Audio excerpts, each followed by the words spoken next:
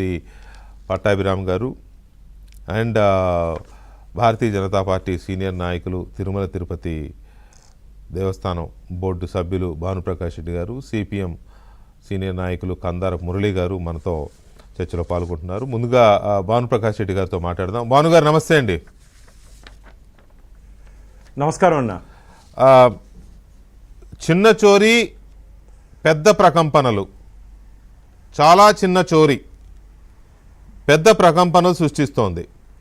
ఇవాళ హైకోర్టు చేసిన కామెంట్స్ మీద, పోలీసుల మీద సీరియస్ చర్యలు తీసుకోండి అని చేసిన ఆదేశాల మీద ముందుగా టీటీడీ బోర్డు సభ్యుడిగా మీ స్పందన ఏంటి? వెంకటకృష్ణ, మీకు ప్యానల్ ఉంటే పట్టాభన్నకి మురళి గారికి నమస్కారాలు. నమస్తే.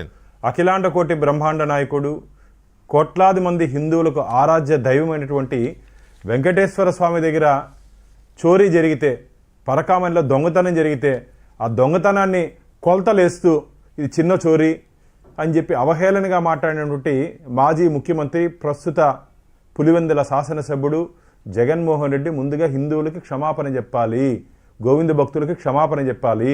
ఇది నా డిమాండ్. ఎందుకంటే ఇదే వెంకటేశ్వర దగ్గర జరిగింది కాబట్టి సరిపోయింది. యేసు దగ్గర జరుగుంటే దొల్లి ఏడ్చుంటావు కదా జగన్మోహన్ రెడ్డి నువ్వు. వెంకటేశ్వర స్వామి అంటే అంత చులకనా నీకు? ఏ రోజైనా భక్తితో శ్రద్ధతో స్వామివారి దర్శనానికి వస్తే తిరుమల పవిత్రత తెలుస్తుంది నీకు. అసలు హుండీలో ₹1 పడితే దానికి ఆస్తికి యజమాని వెంకటేశ్వర స్వామి. ఆ యజమాని దగ్గర నీ ప్రభుత్వంలో దొంగతనం చోరీ జరిగిన తర్వాత దాన్ని తీసుకుపోయి రాజీ జరిగితే ఆ రోజు టీటీడీలో జరిగిన ప్రతి విషయం తాడేపల్లి ప్యాలెస్కి అందుతుంది కదా. టీటీడీలో ఏ విషయం జరిగినా నీ తాడేపల్లి ప్యాలెస్కి తెలుస్తుంది. తెలిసినప్పుడు తెలియడం కాదు, చెప్పకుండా ఆయన అనుమతి లేకుండా చేయరు.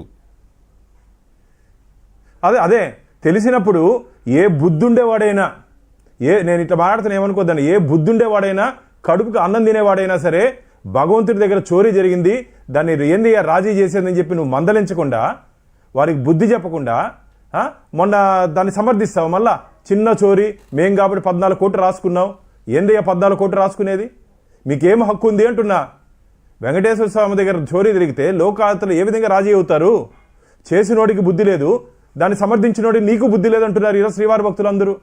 ఈరోజు అందుకనే కోర్టు ఈరోజు అత్యున్నత న్యాయస్థానం దీంట్లో విచారణ జరుపుతూ ఆ రోజు నియమ నిబంధనల్ని అతిక్రమించి ఎవరెవరు ఆ రోజు ఈ ఎంక్వైరీలో పాలు పంచుకున్న పోలీసు అధికారులు ఉన్నారో వారందరి మీద చర్యలు ఎఫ్ఐఆర్ రిజిస్టర్ చేయమని చెప్పింది.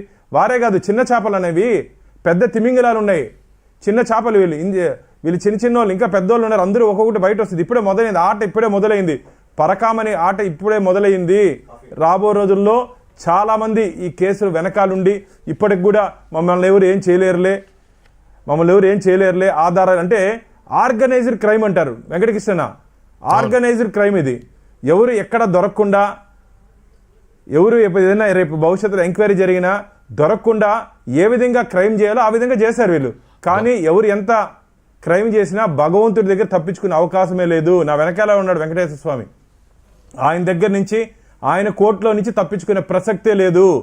నేను మీ ద్వారా ఒకటి అడుగుతున్నా, ఇప్పుడు మీకు కనపడుతున్నాయి మన ABN visuals, command control count చేసే, పరకమల కౌంట్ చేసే విజువల్స్. అది ఎక్కడ పోయినా జగన్మోహన్ రెడ్డి గారు ఇద్దరు జగన్మోహన్ రెడ్డిలు ఉన్నారు వెంకటకృష్ణ. నేను ఇద్దరిని అడుగుతున్నా.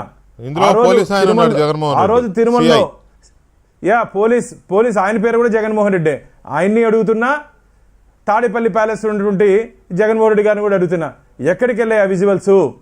ఏ పోలీస్ అధికారినే సరే ఎంక్వైరీ చేసే సమయంలో అక్కడ నుండి రికార్డ్స్ని సీజ్ చేసి పంచనామా చేసి దాన్ని కోర్టుకి సమర్పించాలి. ఎందుకు ఆ విజువల్స్ మీ దగ్గర లేవు? అంటే మీదేమంటే అప్పుడు ఉన్నటువంటి ప్రభుత్వంలో ఉన్నటువంటి పెద్దల ఆదేశాలతో తొలగించారా? ఎవరి కోసం తొలగించారు? ఎవరిని కాపాడడానికి?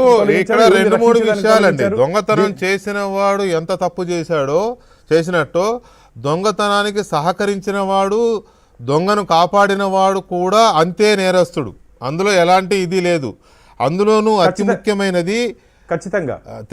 ముఖ్యమైనది అత్యంత ఆరాధ్య దైవమైన వెంకటేశ్వర స్వామి కానుకల్ని కొట్టేయడం అనేది దానికి వాల్యూ ఉండదండి, దాన్ని వెలకట్టలేం.